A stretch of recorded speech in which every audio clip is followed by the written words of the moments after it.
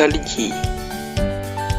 Salji ialah bentuk kepasan yang terdiri daripada abu air yang terbentuk apabila wap air di atmosfera membeku pada suhu yang sangat rendah. Hablu air ini bergabung lalu membentuk kepingan salji yang turun ke permukaan bumi.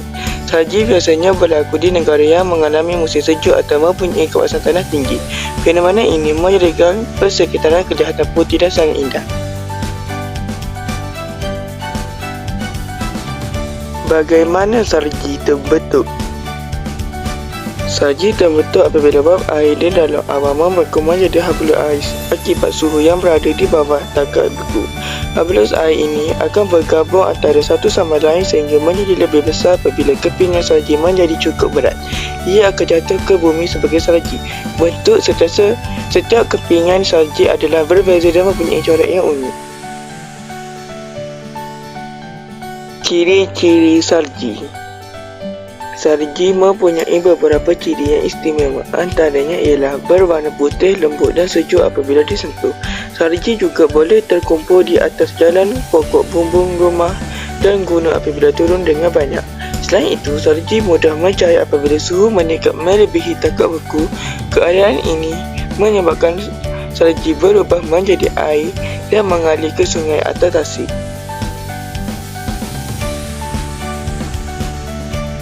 Kepentingan salji. Salji memainkan peranan penting dalam keseimbangan alam semula jadi.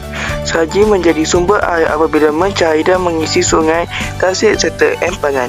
Selain itu, lapisan salji membantu melindungi tumbuh-tumbuhan daripada suhu yang terlalu sejuk pada musim sejuk. Salji juga menyumbang kepada sektor pelancongan melalui aktiviti seperti bermain ski, paparan salji dan membina manusia salji. Aktiviti semasa musim salji. Musim salji menawarkan pelbagai aktiviti yang menyeronokkan. Antaranya ialah bermain salji, membina manusia salji, meluncur ski, bermain papan salji dan meluncur menggunakan kereta luncur. Ramai pelancong mengunjungi kawasan bersalji untuk menikmati pemandangan yang indah serta merasai pengalaman musim sejuk. Aktiviti-aktiviti ini menjadi tarik utama di negara yang mengalami salji.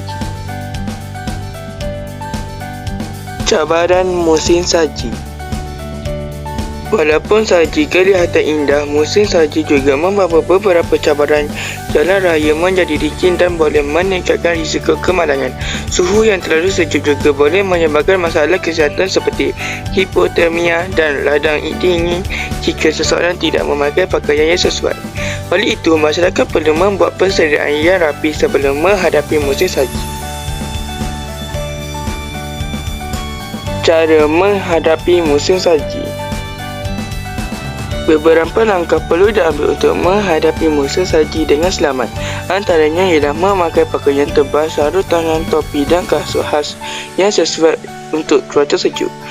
Selain itu, orang ramai perlu berhati-hati ketika berjalan atau memandu di kawasan yang diliputi salji.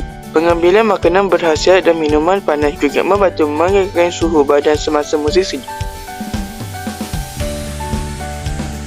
Kesan salji kepada alam sekitar dan kehidupan. Salji memberikan kesan yang besar kepada alam sekitar dan kehidupan manusia. Lapisan salji yang tebal dapat membantu mengekalkan kelembapan tanah dan membekalkan air apabila ia mencair. Selain itu, salji juga membantu melindungi akar tumbuhan daripada suhu yang terlalu sejuk. Namun begitu, salji yang terlalu tebal boleh menyebabkan gangguan kepada pengangkutan kerosakan bagi bangunan serta menyukarkan aktiviti harian. Oleh itu, keseimbangan musim salji perlu difahami dan diurus dengan baik bagi mengelakkan kesan negatif yang berlebihan.